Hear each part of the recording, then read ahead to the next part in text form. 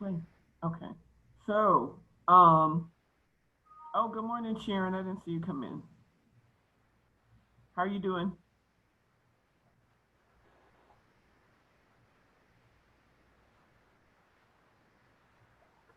Good morning. I'm doing good. How are you?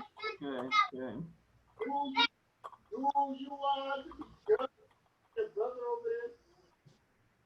Um, Let me see.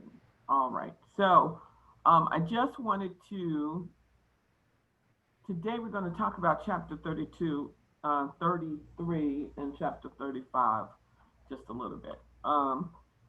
The wonderful thing about healthcare is that you have so many options. There's so many areas. The human body is, although it's just one body, there are just so many areas. It's so vast. It's so knowledge and understanding of every single body part. It's so, it can be so extensive that it really is. It creates opportunities for all kinds of jobs, all kinds of positions. Um, yes, it's healthcare. They're all healthcare, but there's so many areas of healthcare that you can work in, and that's the great part about entering into any field of healthcare, whether it's a PCT or a nurse or whatever it is that you're doing. There's just so many areas that you can work in, and so I think that one of the things that I think is really important that you do is that you kind of figure out what area are you really interested in. What are some of the things that you're looking to do and in healthcare?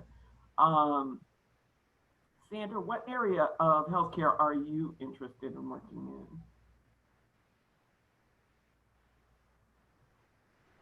Does she hear me? Sandra, what area of healthcare are you interested in working in? What did I put down?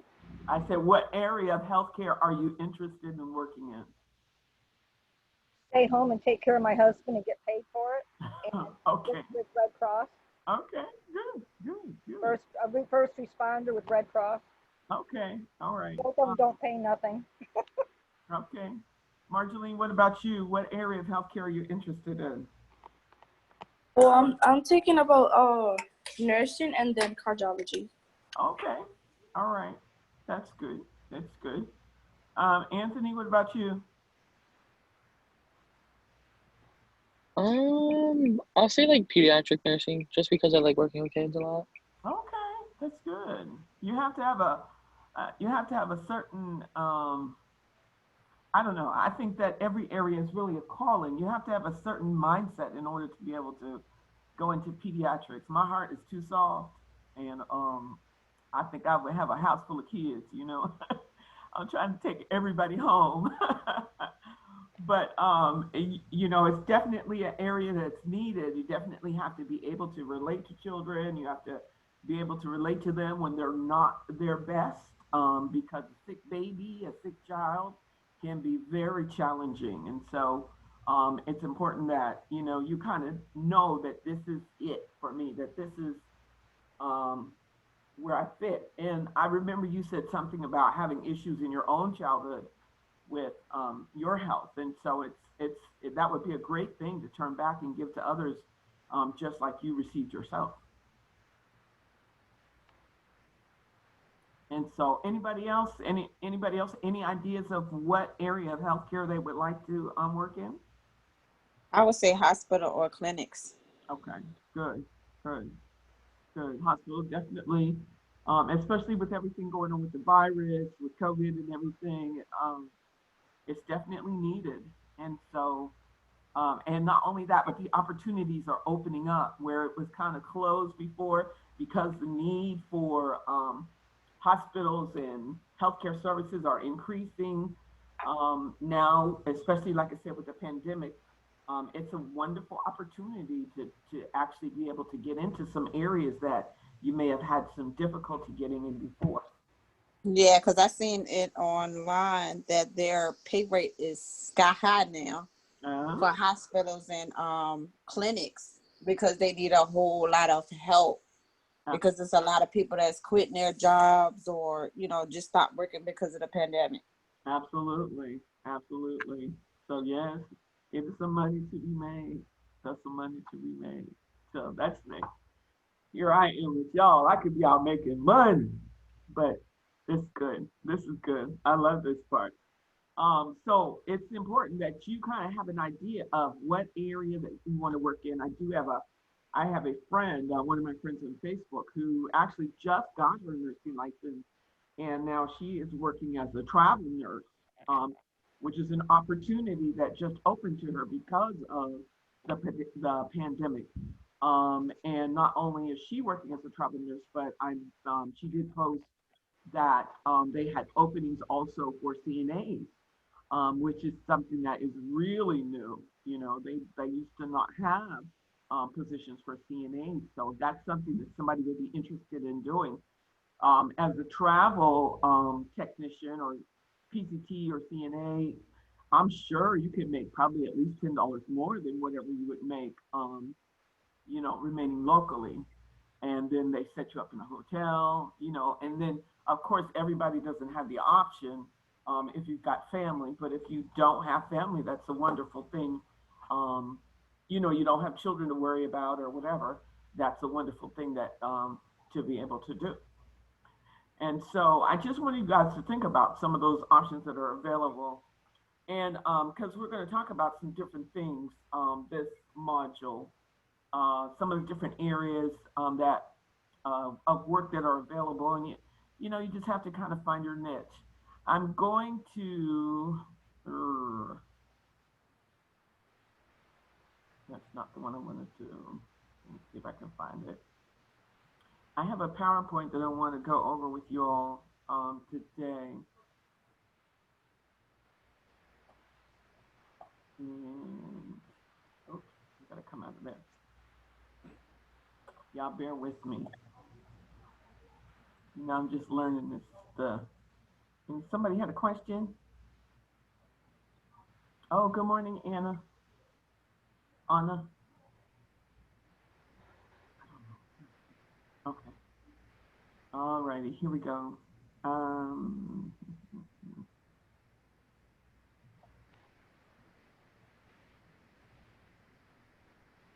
and this is chapter 33. And this is talking about assisting with the physical examination. Assisting with the physical examination. Now, um, depending on where you work, this chapter is probably more in line with people that are working like in a hospital or doctor's offices, that kind of thing. Not that you won't have patients that, say, if you're in long-term care or assisted living, that you won't, but primarily something like this is going to happen, like I said, primarily in a hospital or doctor's office. Um, so physical exams, doctors and many RNs perform physical exams. You may need to assist. Exams are done to promote health, determine fitness for work, and diagnose disease. Um,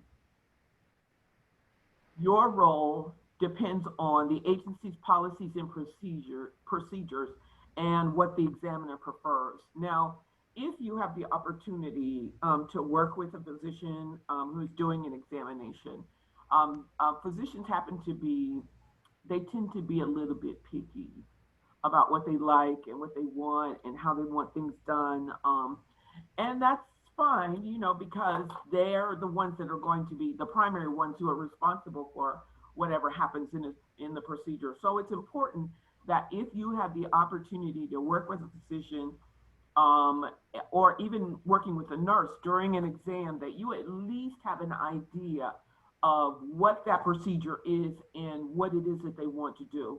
And even if you really don't know all of it, it's important that you pay very close attention to that physician or that nurse, whoever it is, and that you're available to do whatever, to assist them in whatever it is, whichever way they need to be assisted.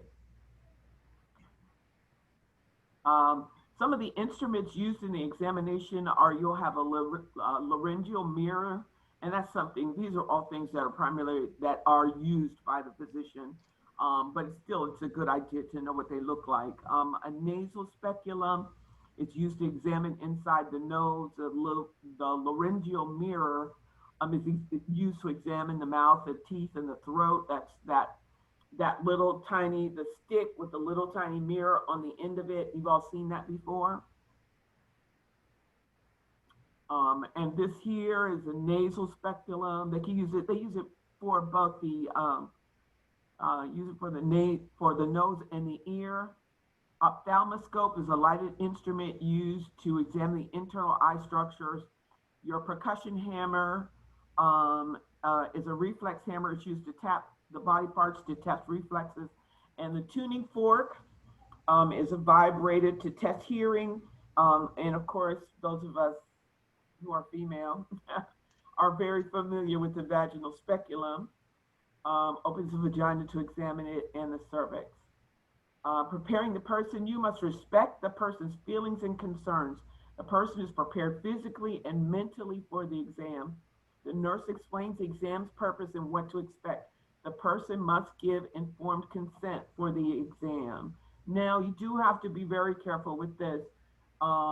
It's important that if for whatever reason you have a patient who is saying to you that they're agreeing to a procedure or that they're, okay with whatever's happening, and then they say to you after the fact, I don't really want to do this, or, something that indicates that maybe they're not necessarily in agreement with that.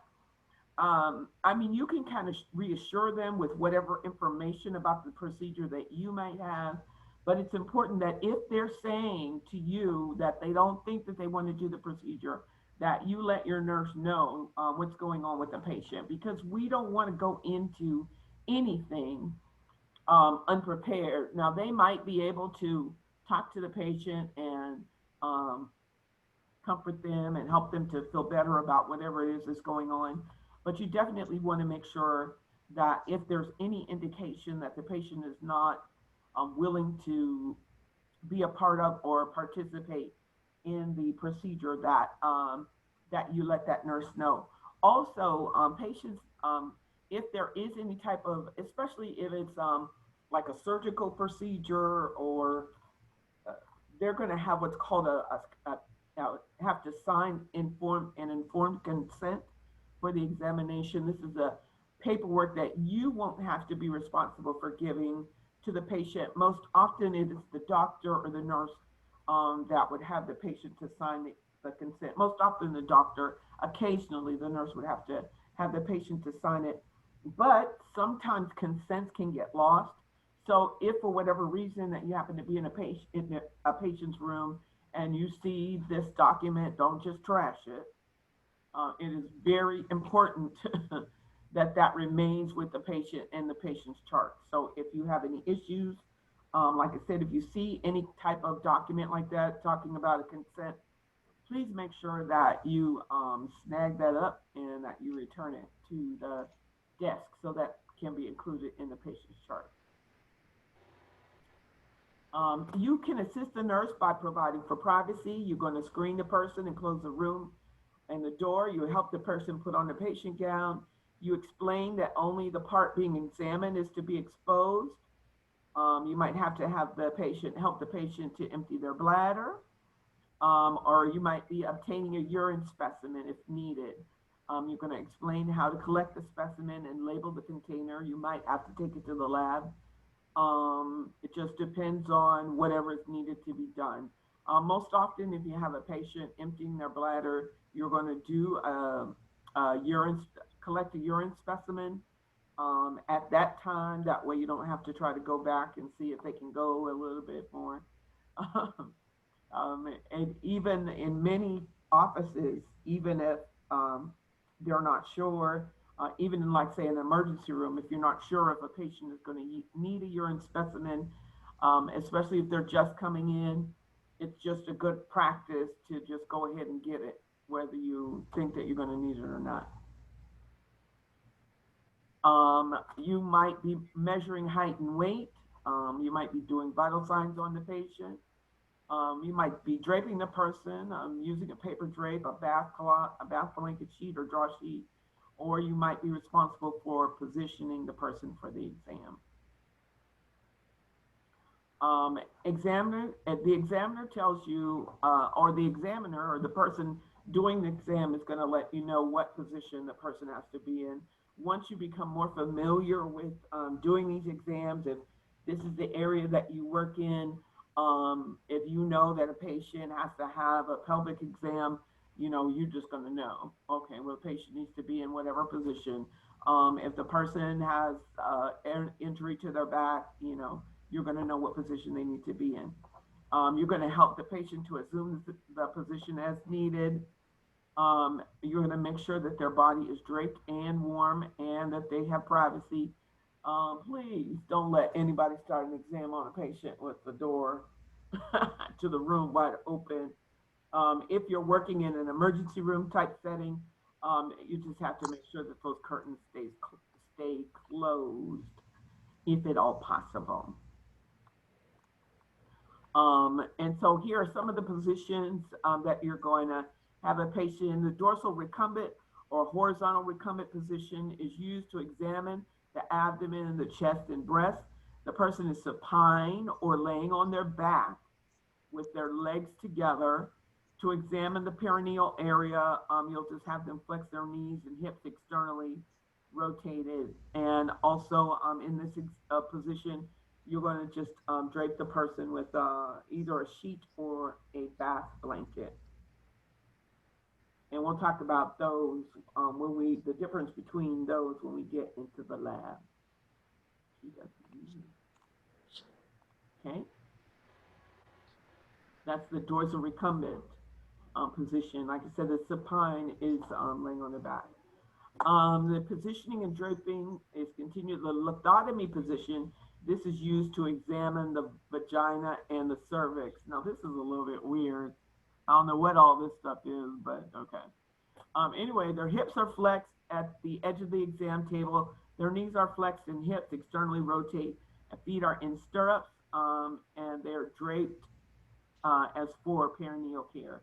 Or in other words, they will have a sheet over them, but it might be just over the top of their legs here, you know, whatever it is, just to give them some sense of privacy. But at the same time, you have to expose the area that's going to be examined. Of course, these things right here can actually turn into stirrups, and you can put a patient's feet in the stirrups for the doctor to be able to complete the examination. Knee and chest position, this is a genupectoral position. It's used to examine the rectum. The person kneels and rests the body on the chest, on the knees and chest. Head is turned to one side. Their arms are flexed above the head or at the elbows. The back is straight. The body at a 90-degree angle. And you're going to apply a drape in a diamond shape to cover the back, buttocks, and thighs. And so actually the drape is going to go over the person's back here. And then when the doctor comes in to do the examination, most often you're just going to have that patient laying prone, which is which is laying down flat. And then you won't have them get up into this position until the doctor actually comes in to perform the procedure. Because as you can imagine, this is probably very uncomfortable, and it could be, you know, kind of embarrassing for the patient.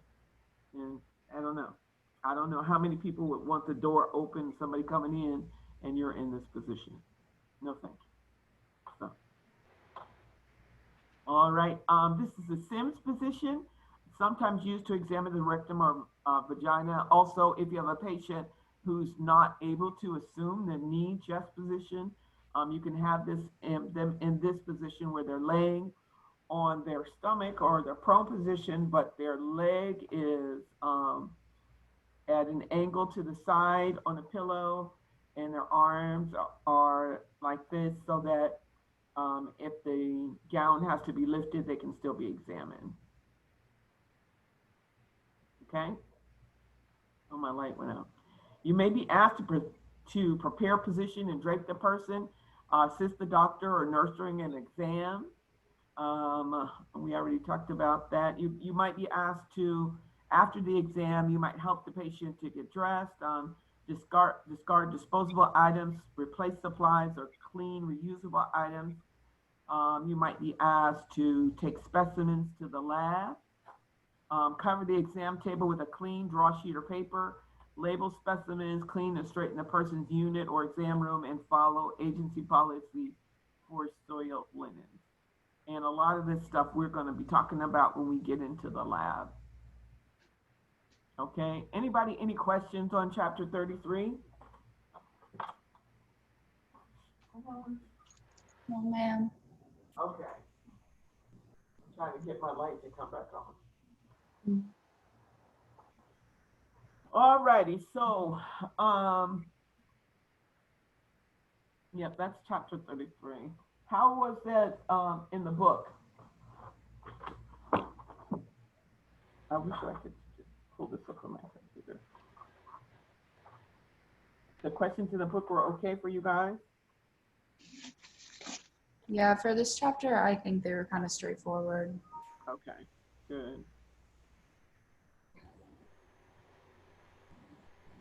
All right. So, okay. The next thing I wanted to talk to you about is chapter 35. And when we get to the end of this PowerPoint, I don't know, we're going to talk about that. If you guys have your workbook, we can talk about that chart preparation that's at the end of chapter 35.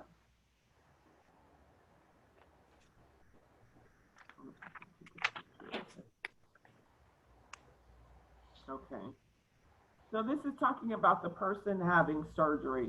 I know Rebecca said that she was interested in working as a surgeon, even definitely with surgical patients, right, Rebecca? Yes, ma'am. I was telling her I do have a former student who, when she completed PCT, she went on to complete surgical tech, and she actually worked at Mayo Clinic, which is a hospital in Jacksonville. I don't know, do you guys have a Mayo Clinic here in Orlando? I don't think so. But anyway, it's one of the major hospitals in the country. And so she was able to get a position there, which is really nice. She works here at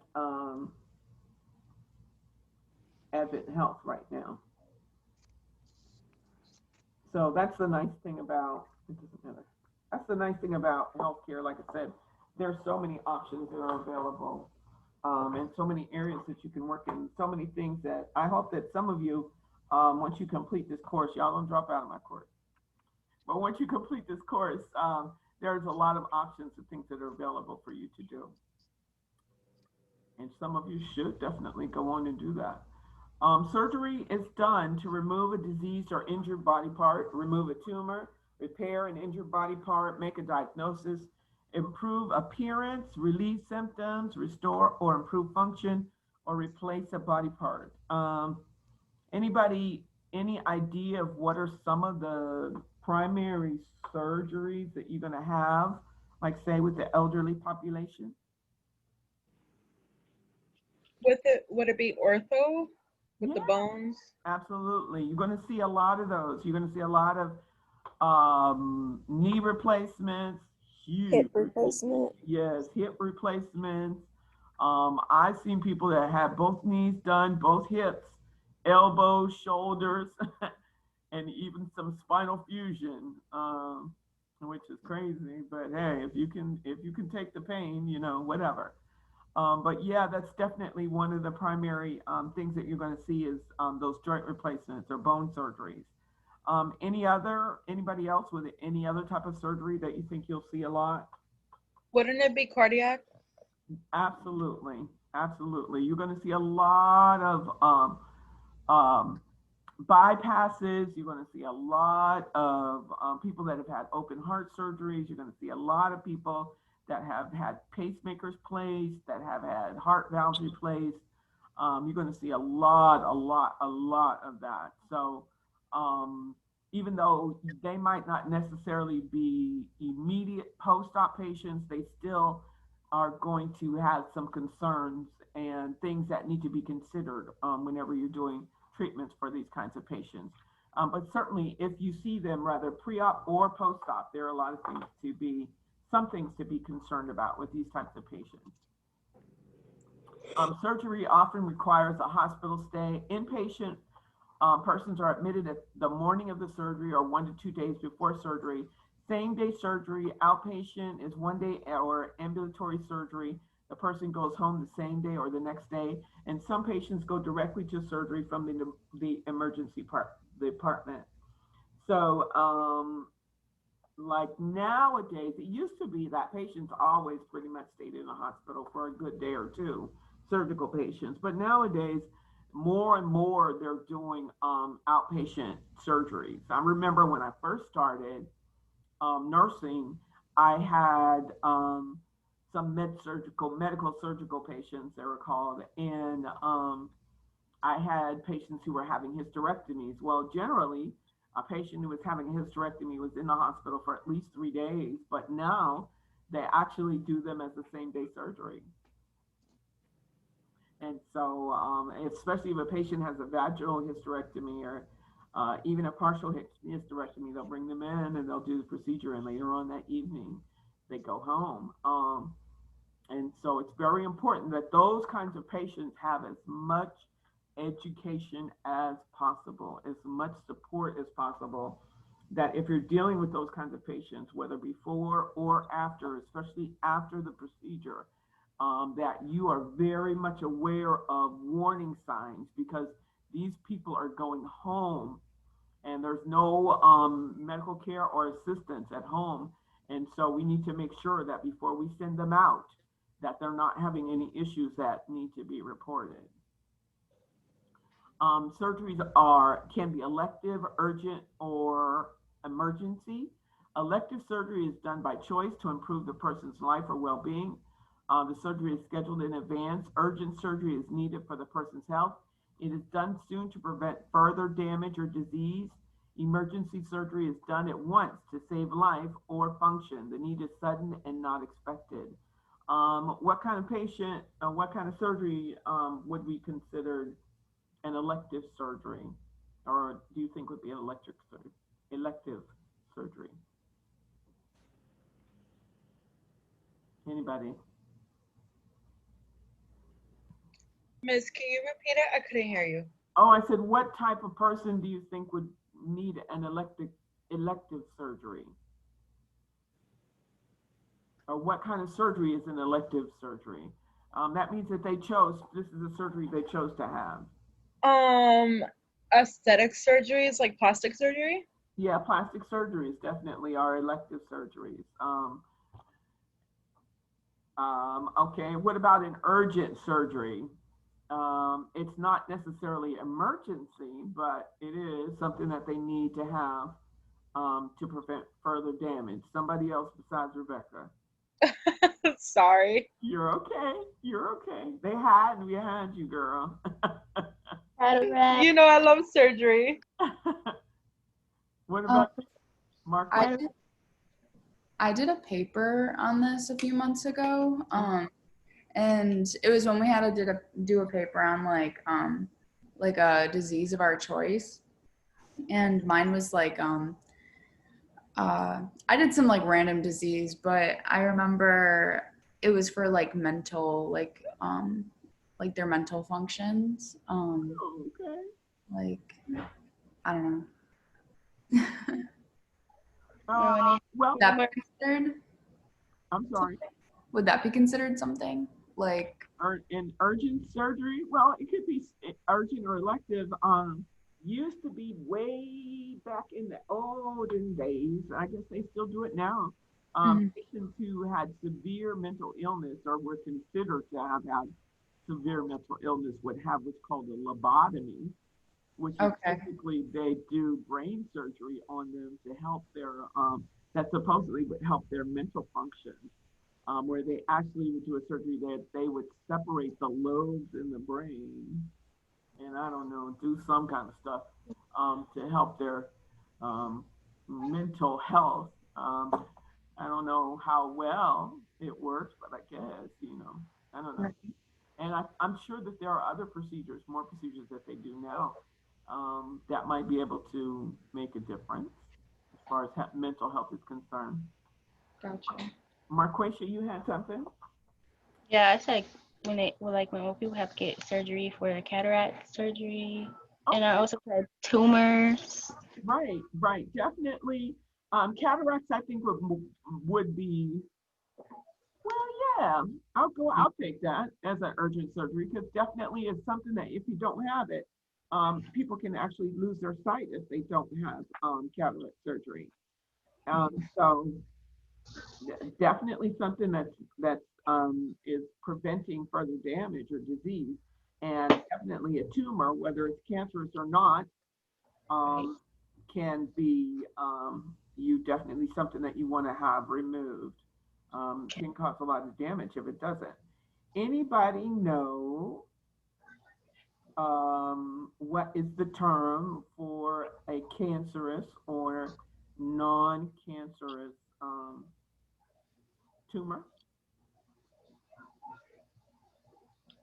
Um, isn't it like the hemoglobin? Where? How do you say it? No, it's actually a malignant or non-malignant tumor.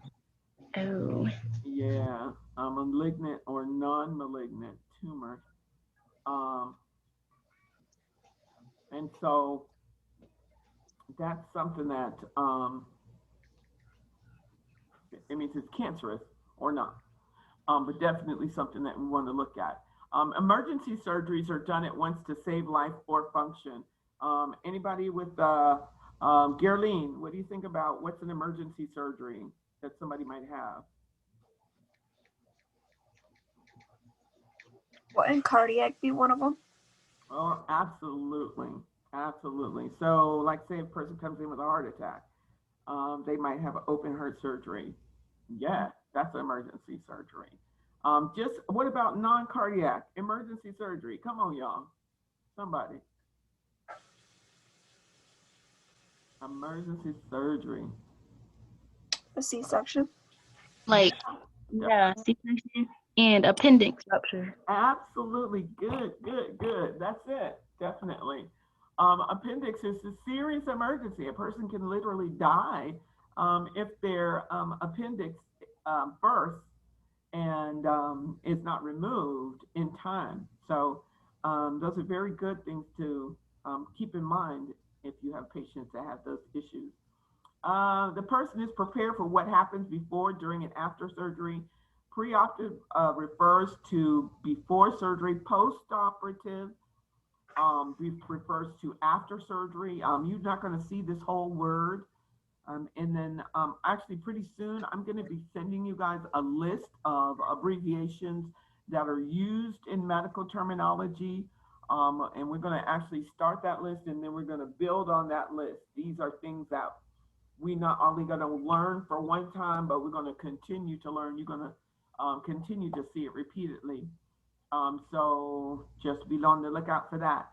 But most often you're going to see for a before surgery, they consider it to be pre-op.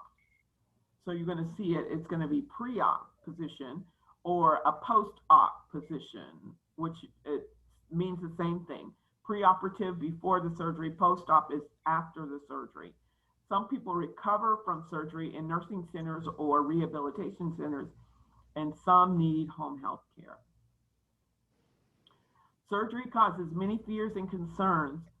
Past experiences affect their feelings. Some people do not share their fears and concerns.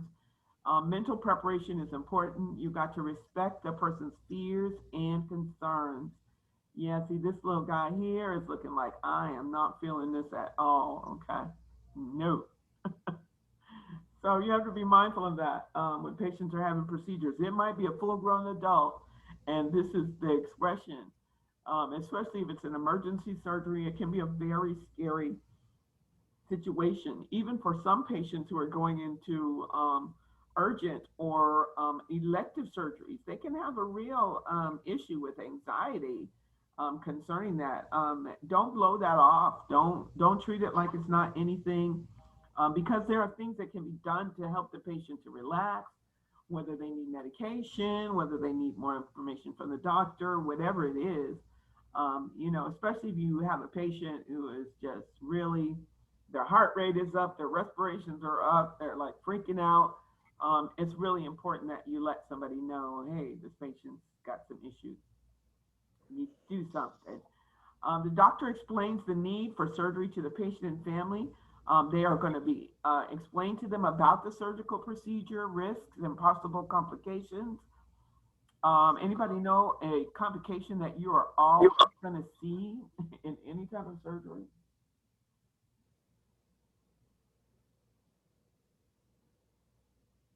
Can you repeat that, please?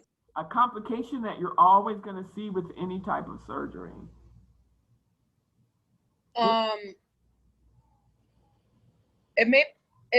It's not hypertension. That's not, no.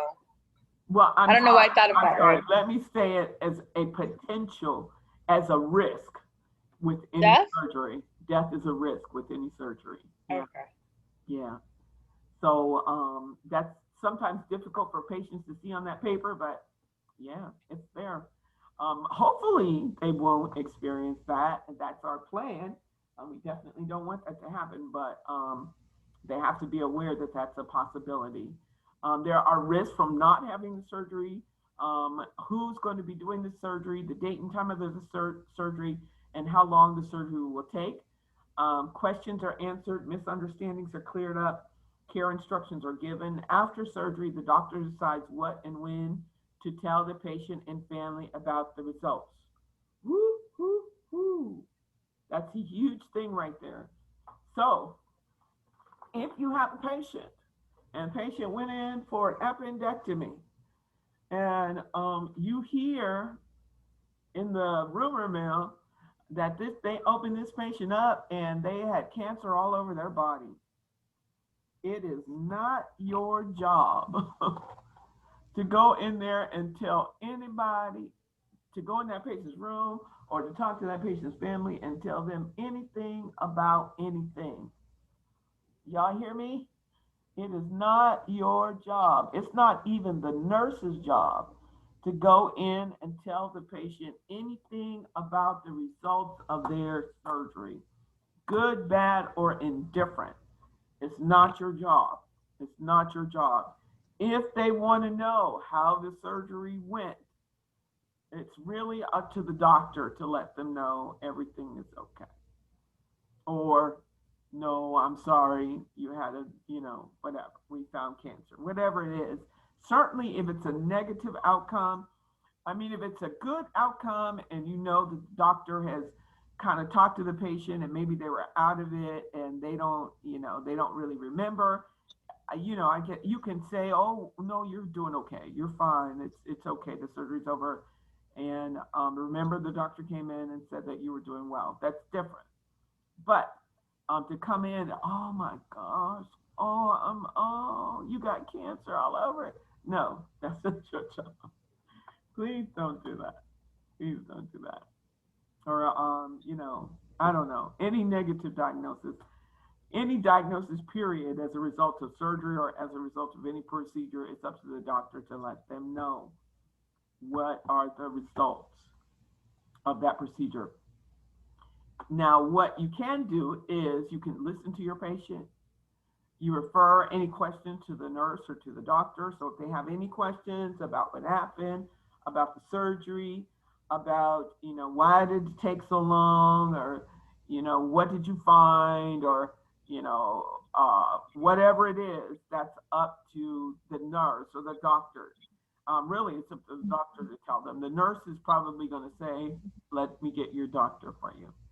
You're going to explain the care that you will be giving and why it is needed. So a lot of times after surgery, any ideas of what's something that you might have to do for a post-op patient? who's on here? Anthony, what's something that you think that would that a PCT might do for a post-op patient?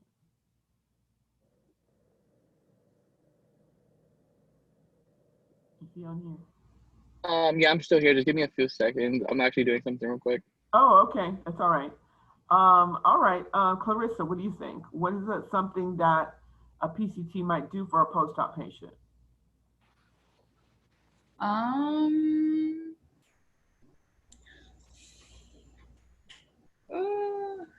don't know, maybe. You want to phone a friend? What's that? I said you want to phone a friend? Back up.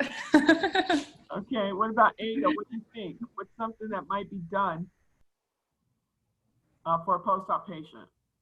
A PCT might do. Miss, what was the question? I said, what is something that a PCT might do for a post-op patient? Somebody? Post-op is after, right? Yes. Yeah. No, Wouldn't they do retake vitals? Absolutely. Absolutely. Okay. So if a patient is coming out of surgery, there's actually going to be a schedule of vital signs that need to be taken. Most often, you're going to start out with at least taking vital signs for every 15 minutes for the first hour. It might be even more frequently than that if the patient is not stable. But they're going to start out very frequently and gradually decrease. So every 15 minutes for the first hour, every half an hour for the second hour or two, just depending on the stability of the patient. And then it might go to every hour. And then once the patient is stabilized and they go back to the unit, you might do vital signs on them every 4 hours. Sandra, something else that you think a PCT might do for a post-operative patient or a patient coming out of surgery? Sandra. Trying to think what they've done to Dennis.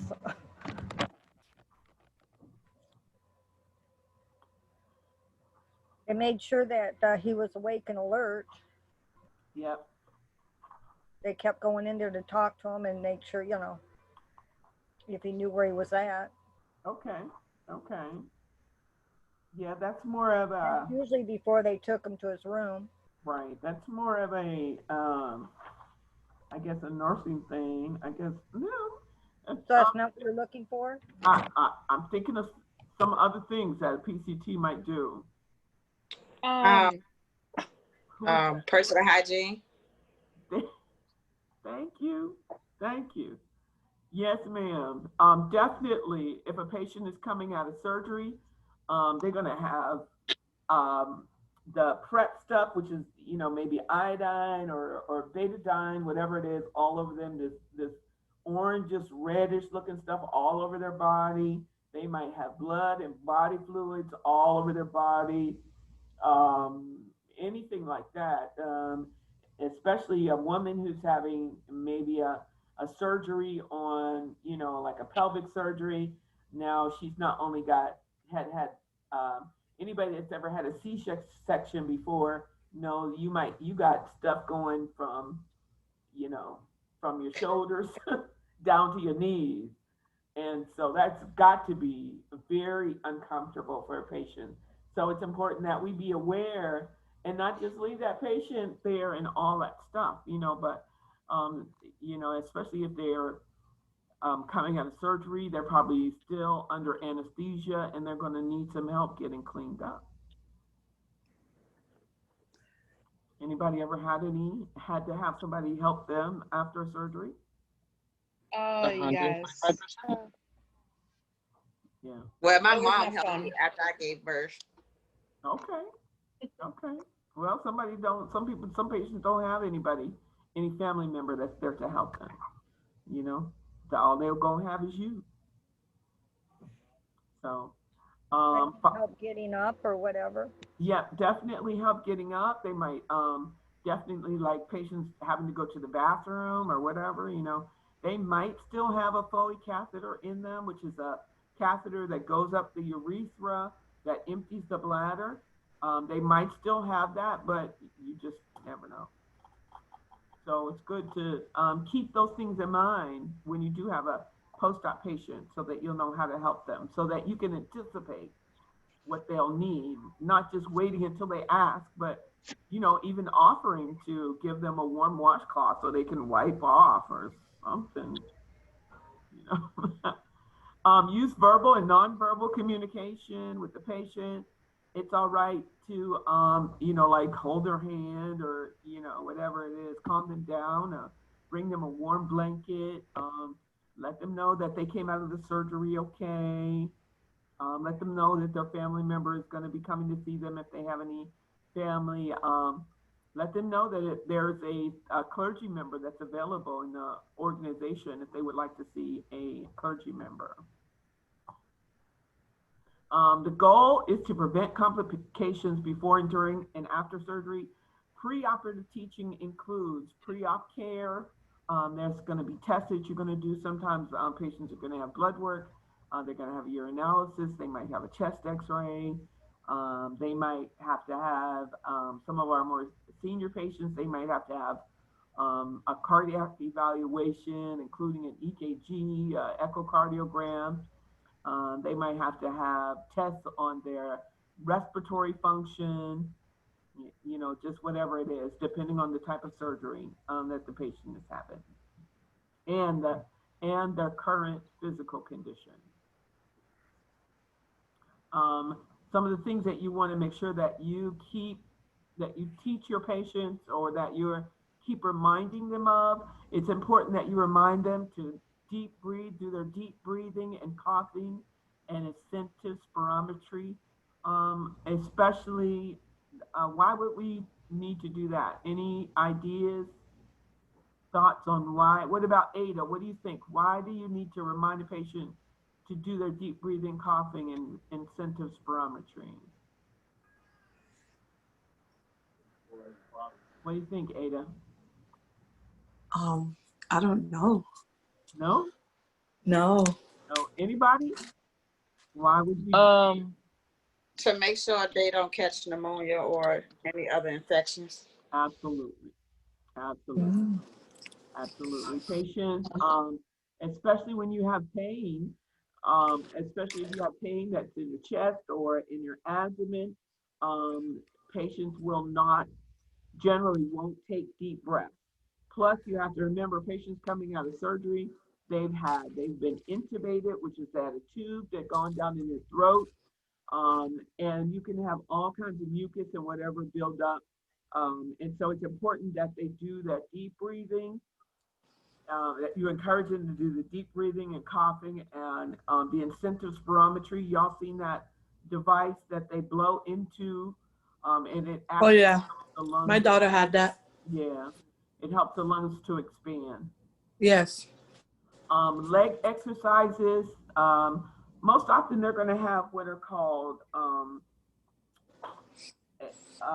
compression stockings on their legs. Those are really hard to put on. They are.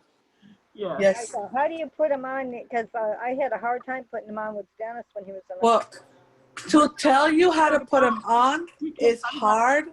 We can't talk about it right now. We don't talk about that in the lab. That's one of the Yeah. skills that you guys need. Wait, how to put what on? Sorry, I missed that. Compression stockings. Compression stockings.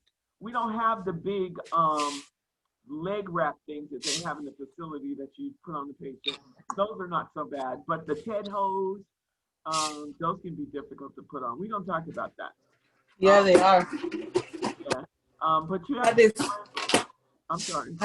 I had this resident that would always make me put them on every Saturday. Only on Saturday? Always. No, somebody else will put them on, but on Saturdays, I used to work mornings on Saturdays. Oh. So she would like to get dressed, and after breakfast, you had to put them on, and they're like so hard to put on. Well, yeah, you got to know the technique. It's technique. Yeah, they taught me the technique because I was like, nah, man, I don't want to hurt you. Yeah. So that's one of the reasons and those are the anti-embolic stockings or the compression stockings are compression holds are to prevent patients from developing blood clots. Because anytime you have a patient who's dead, they are, and definitely post-op patients, especially patients that have had bone surgeries, they are at increase for developing blood clots. So you want to be mindful. Bone surgeries and cardiac surgeries, they're at increased risk for developing blood clots. And even your COVID-19 patients, some of them have a higher risk of developing blood clots as well. So you want to be mindful of that. The PACU, or the post-anesthesia care unit, that's most often where patients go for their post-operative care. PACU, where they go immediately after surgery. That's where patients will go and they'll monitor them. They'll be monitoring their vital signs almost constantly. And also they will be making sure that they're coming out of the anesthesia okay and that they're not having any immediate complications. Vital signs, like I said, will be taken often until the patient stabilizes. They might be given, once they start coming out of anesthesia, you're going to try them on some type of food. You might try them on ice cubes, ice chips first, and see how they tolerate that. And then you might go to fluids, and then if they're able to tolerate that, then you might give them a little snack or something. What's one of the main reasons that they're going to be slow to give you some food or something to drink when you come out of surgery? Somebody said something. Who? I can't remember. Oh, because they want to make sure everything is intact after surgery, to make sure you don't choke or something happens. They want to make sure that you don't throw up after. Yeah, throw up or choke. Right. Well, if you throw up, you can actually inhale that if you're not fully awake, and choke on it. So, Isn't it to prevent nausea too? Sometimes patients have nausea from the medication that they use to put them to sleep, the anesthesia. So yeah, I mean, I guess so. Nausea is going to be a part of that. Nausea and vomiting. So anybody, y'all see this sign here on the side? You ever seen that before in a post-op patient or in a patient's room? This right here. MPO. No. MPO is actually from Latin term that means non per ora, which means nothing by mouth. That MPO is nothing by mouth. You're going to see that everywhere. Most often patients that are having surgery, this is going to be one of the orders, the primary orders from a physician. Pre-op, maybe even post-op for a certain period of time. You're gonna hear doctors or nurses talking about keeping the patient NPO. If you see this sign, I don't care what those jokers say, do not give them anything to eat or drink. Quick question: why if they have like a GI tube? If they have a GI tube, don't give them anything. You might give them chips if the doctor or the nurse asks a question. Are those sweat swabs? Ice chips. Yeah, you can do those swabs in the mouth. Oh my god, I used to hate those things. But yeah, that happens. But just be mindful of this. MPO is nothing per oral, non per oral, or in other words, they don't get anything by mouth. Especially, and they don't have. You might see the sign go up, like say 5 or 6 o'clock the day before the surgery. So you have to remember that the patient is okay to eat, but after midnight, that's it. After midnight, that's it. And also post-op, once the patient is given the order to be able to have something to eat, please make sure that this sign is removed so that that patient can get something to eat. It's nothing more frustrating than to have to try to explain to people, yes, you can eat. Before surgery, we talked about chest x-ray. A CBC is called a complete blood count. We're going to talk about that more when you guys start venipuncture. Woo, woo. Urinalysis, EKGs, and other tests which depend on the person's condition and surgery. I said patients will probably be NPO for 6 to 8 hours before surgery. You might be responsible for placing the sign in the patient's room.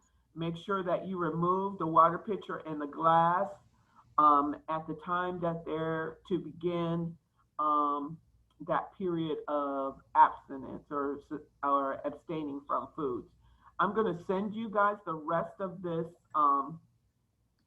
video.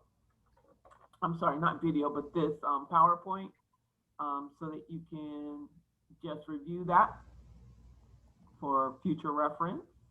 You might see some of these terms again. You probably will see some of these terms again, so be mindful of that. All righty, somebody asked me a question about, let me see if I can go to my email. I tried to take a picture of it.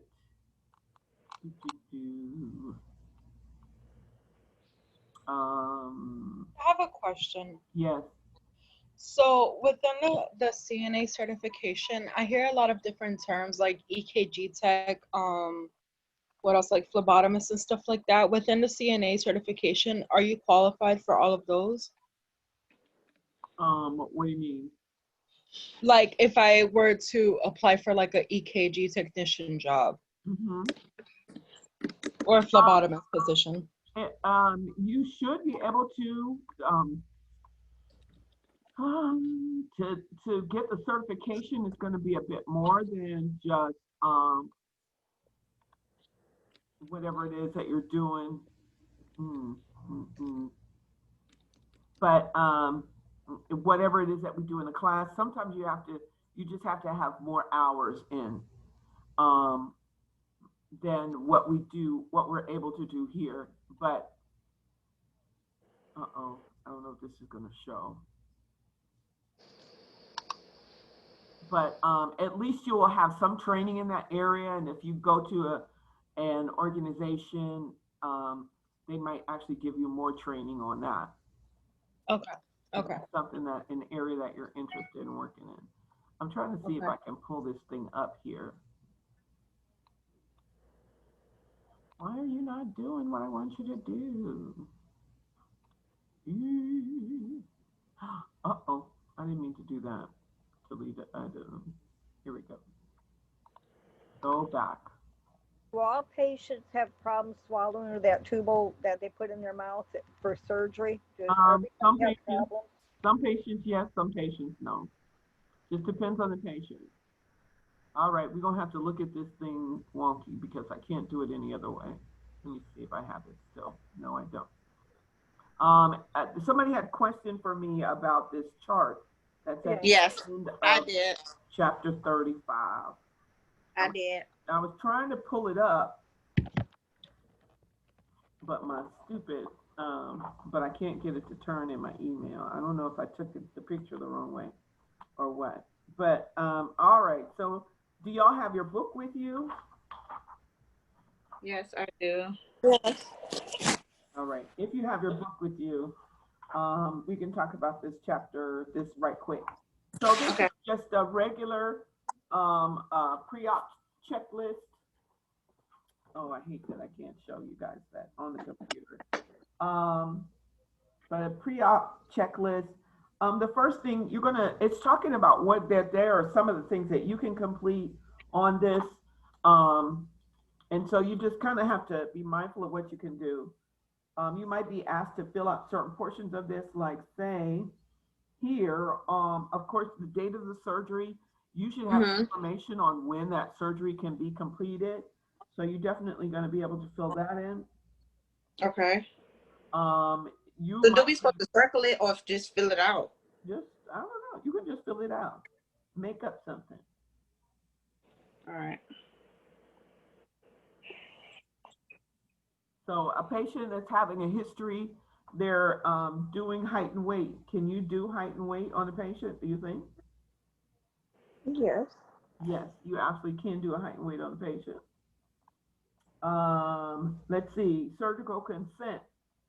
on a chart signed. Can you do that? You said what happened? Surgical consent on a chart. Can you? No. No. No. Okay.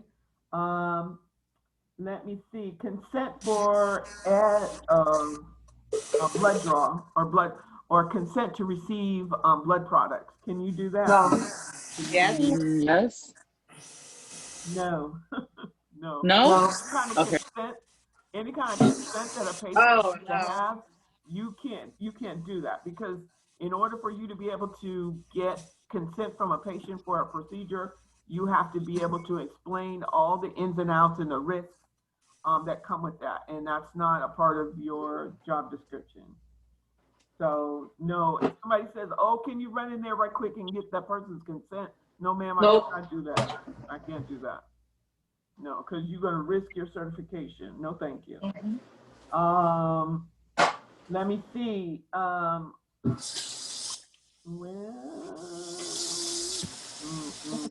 So it's got pregnancy test. When Yes. indicated, yes, you can collect the specimen. If a doctor ordered it, you can collect the specimen if the nurse to do that. So, like, say if the doctor ordered it and the nurse says, "Can you go get a urine on that patient for a pregnancy test?" You can do that. But like, you can't just see it on the chart and go do it yourself. The nurse has to ask you to go and do that. Same thing, we talked about that for urinalysis. Can you draw blood work? Yes. Yes, you You can write down draw your blood type. work. If there is an order from the doctor, and if the nurse asks you to draw blood from the patient.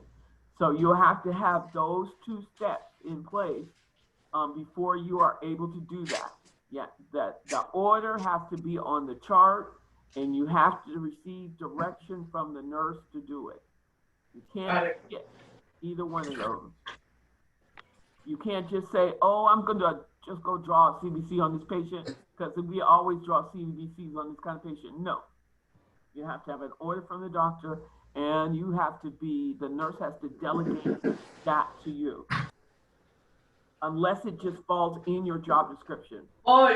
If you work in an emergency room and your nurse orders and it's your job to get blood work on a patient or to collect or urine or whatever, it's still somewhere in there, whether it's officially or unofficially, the nurse is still delegating that responsibility to you.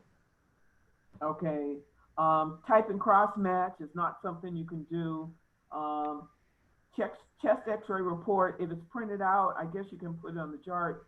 EKG report, definitely something that you can do. Once again, if the order is written by the doctor and if it's delegated to you by the nurse, you can make sure that EKG report is on the chart. And who it's read by, it's not going to be read by you. Not going to be read by the nurse. It's going to be read by the doctor. Well, you're going to have we're going to learn some basic things to look for with EKG, but for the most part, we're not going to do that. Known allergies and sensitivities are noted on the chart. Do you think you can do that? Yes. I think that you can. If a patient mentions to you that they have certain sensitivities to certain things, that's information that you're going to relate to your nurse.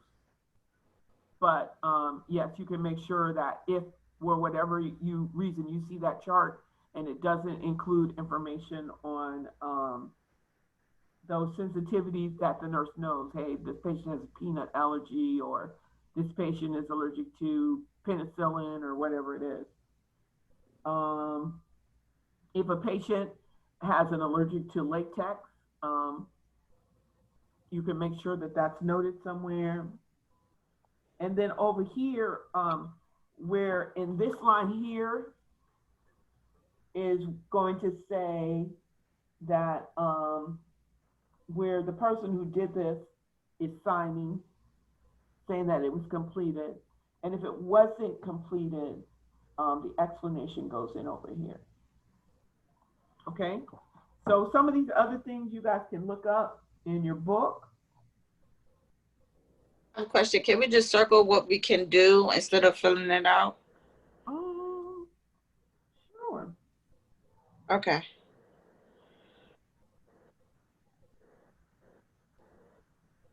You can, or highlight it, whatever you want to do. Okay. Yep. So at least, like I said, it should be, you should be able to look in your book and correlate and see what things on this chart that you as the CNA or PCT is able to complete and report to the nurse. All right. Some of these things are going to have to be completed by the nurse, but some of these things, yes, you should be able to do. All right. Any other questions? At the bottom, it says identification of initials. What do we put there? Oh yeah, on the bottom here. Yeah. What you're gonna see this on any and every type of charting or documentation that you're gonna have, and basically that space is. Remember, I talked to you about in this line here, in this area, you're gonna have initials saying that you're initialing that you completed that procedure. And so let's say each one of us initialed a different line.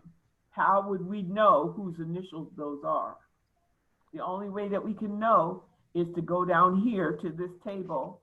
And if you have this where you initial here, you're going to go down here and put your initials in, and then you put your signature saying that this is who initial these are.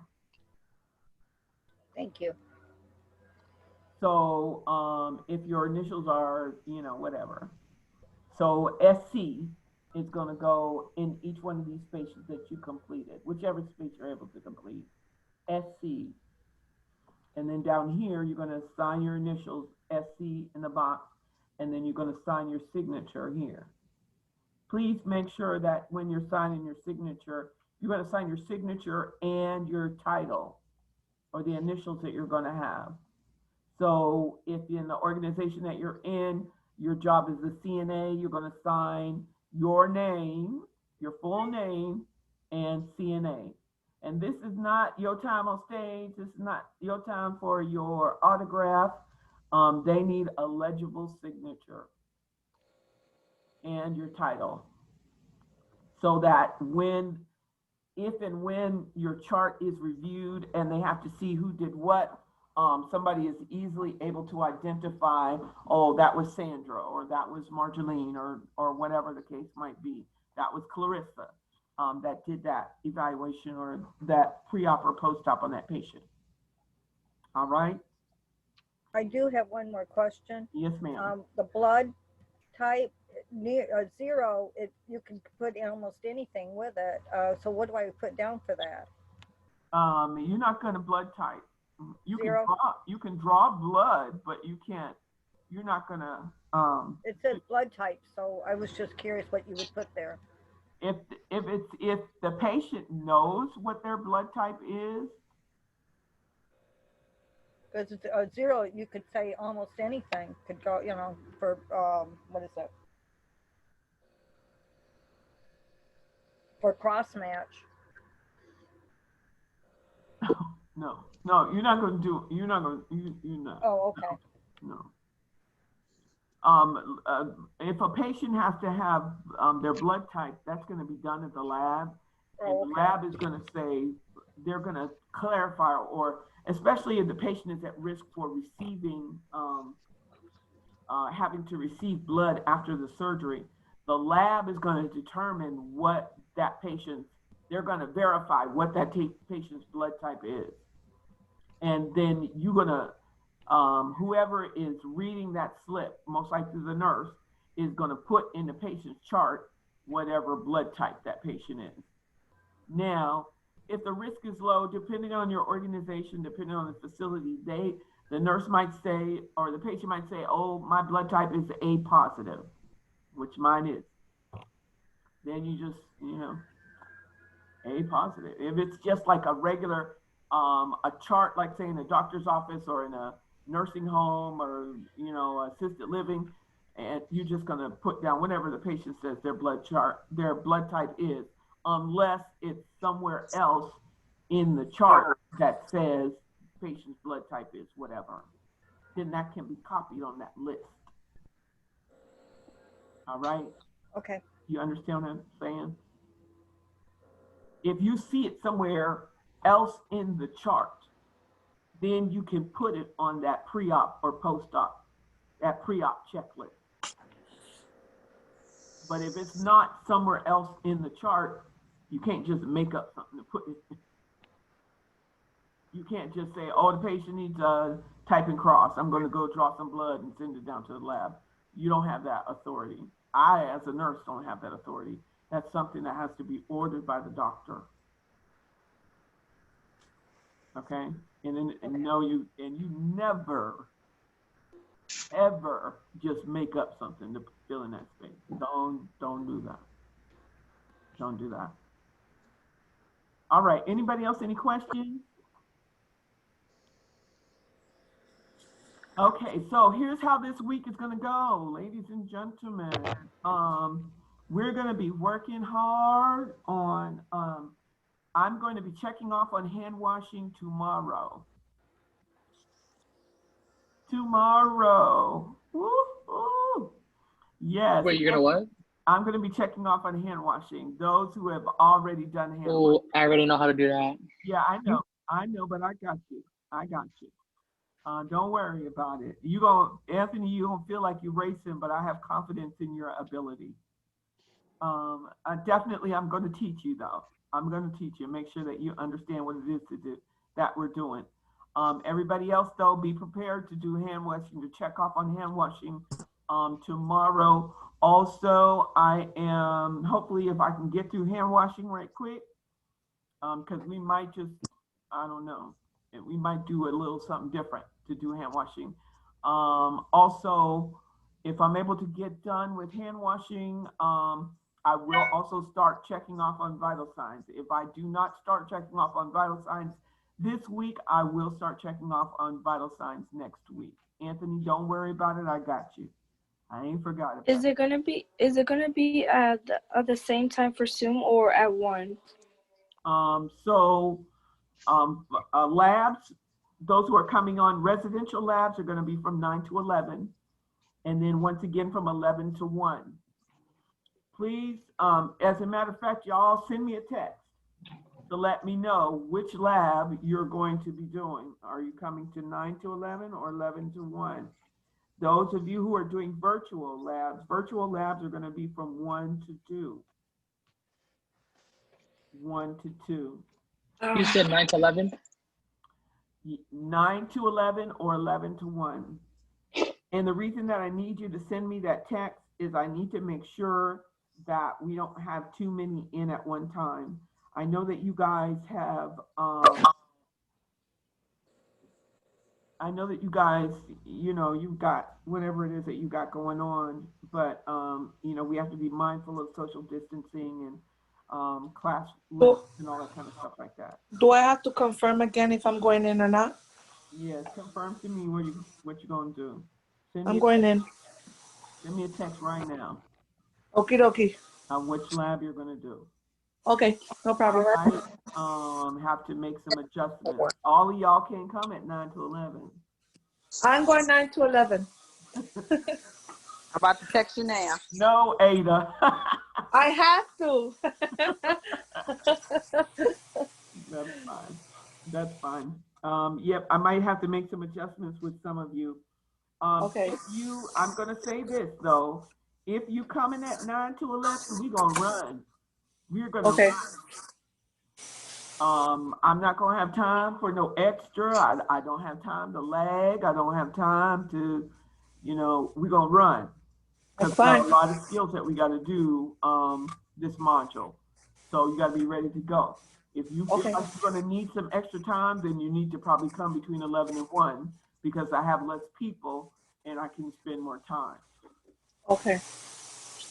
Once again, the virtual students, yes, we're going to do 1, 2, and 2, between 1 and 2. Ms. Deb, have you chosen our groups for the project yet or no? I'm not rushing you at all. I was just Are you wondering. sure? Are you Are you I'm sure? positive because. Are you sure? I don't know. I did not. You know what? Okay, good. I meant to do that earlier today, but I got caught up with the PowerPoint, and then I had a meeting that I had to go to. But I'm gonna have that to you before the end of the day. Okay. So really, all we're worried about is the 2 assignments that's due tomorrow. I'm sorry. Really, all we're worried about right now is the 2 assignments that's due tomorrow. Labs tomorrow. Yes, and then What two assignments are due tomorrow? 35, 33, and 35 in the workbook. Chapter 33 and 35. It's in that Outlook, that course outline that I sent you. Yep. Chapter 28 is going to be due on Wednesday. Chapter what? 28 is due on Wednesday. Okay. 28. Yes. So that's a new chapter? Yes. Chapter 28. Just a minute, I'll be right there. Said 28 or 48? 28. 28. Oh my God. Gotta go, guys. You said chapter 28? Yes. What questions? I hope that everything is all right. Let me see. Chapter 28 is 1 through 47. 1 through 47? Yes, it's in that outline that I gave you. Also, just so you know, your questions for SurveyMonkey are coming from the chapters that we're doing this week. So if you want to know what chapters are these coming from, you need to look at that outline. And I'm going to be doing the same thing every week. I'm going to be pulling, for the most part, I'm going to be pulling the questions from SurveyMonkey from the chapters that you are scheduled to, that we're scheduled to complete for that week. I have a question. Yeah. Is it in the book or the tablet? The nursing assistant book. Okay, I don't see chapter 28. You don't see it? Unless it skipped it. Because I see 27 and 29. In the workbook you're talking about? The big book. I'm sorry. No. I see it. It's chapter 28 in the workbook. The nutritional support in IV therapy? Yes. What page is that? That's on the tablet too. It's page 120. You said who? It starts on page 120. What? This thing skipping? That's in the workbook. Are you having issues in your workbook? This one? Yeah, 120. Yeah, that one. Yep. So what, page 120? Yeah. 120 for what? I'm sorry, just got back. For chapter 28. Okay. Chapter 28. That's due on Wednesday. I had an emergency. I'm sorry. Is everything okay, Sandra? Yeah, it's taken care of. Okay. I had an emergency, and that's why I'm trying to stay home. It's okay. Okay, I got it. Okay, chapter 28. Okay. And it's due Wednesday? It's due Wednesday. Y'all. Next Wednesday? Next Wednesday. Okay. Why you trying me, Marie? What did you see? Did y'all see that she tried me? Don't be trying me, girl. Okay, I'm gonna send you chapter 33 and 35. Okay, chapter 33 and 35. That's not due till tomorrow. Please, y'all, do what you can to try to send me these things in email. I appreciate you having issues sending an email. You need to get with me while we're in lab so that we can figure out what you can do. Because if you send it to me by text, it's just difficult. All that I'm going to do is just forward it to my email because I can't really see it like I need to see it and all that other kind of stuff like that. And if it's in my email, if I need to, I can just print it off and go about my business. And also, this is what I want you to do as far as emails are concerned, as far as the workbooks are concerned.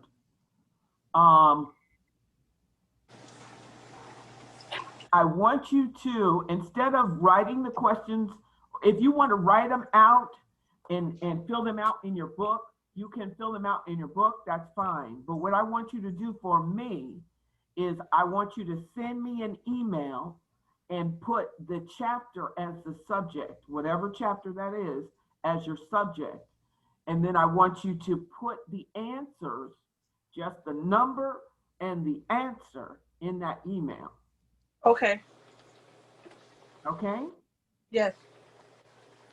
So once again, when you write it out, write the chapter out, don't take a picture of the book. I want you to send me an email with the number and the answer.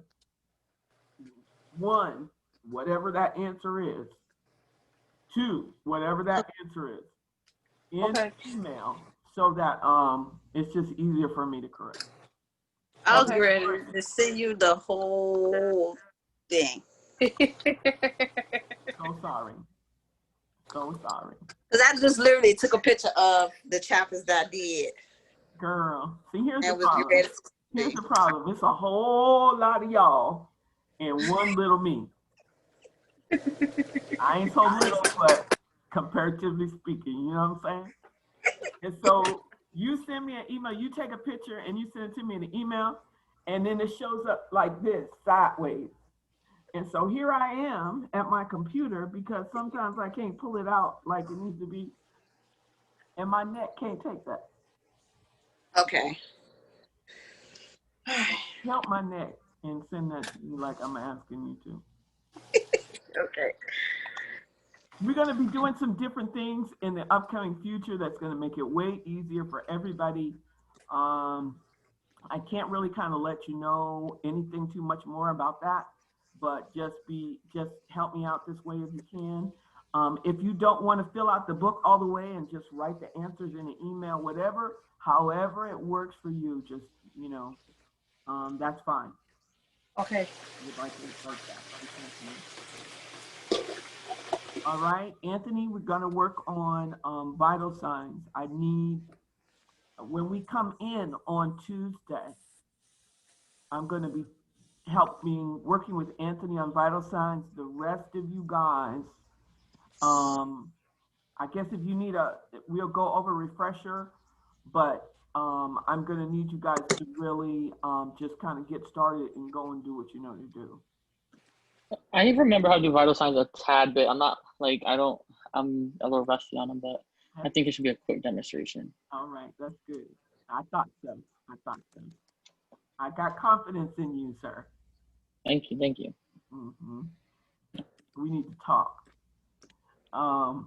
But yes, so, and then the rest of you guys, we just gonna run. We got things to do. All right, that's it for me. I apologize if I held you long. Not really, but because this is my time. Sorry. If you have any other questions or concerns or whatever. No. I probably am going to see if I can pull up that chart again, or some of the different charting that there is that you might see in the future, so that you can kind of have an idea of what to look for once you get out there in the real world. All right, you guys take care. That's it for me today. All right. You too. Thank you. Have a good day. Be safe. Be You safe, too. Anthony, out there and the people. Wait, quick question. Do we come tomorrow in uniform, right? Right, in your scrubs. Okay. Yes. Okay. With your jacket.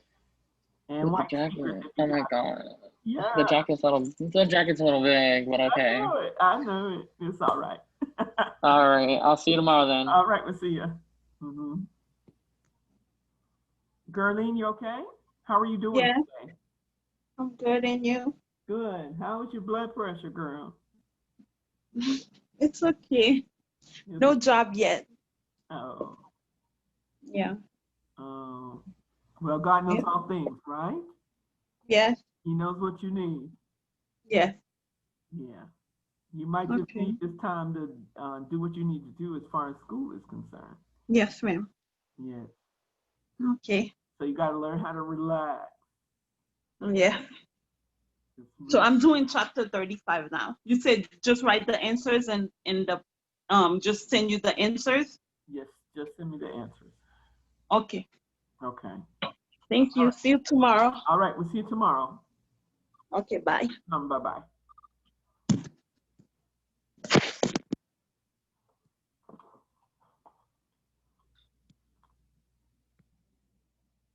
Sandra, are you still there? Did you go?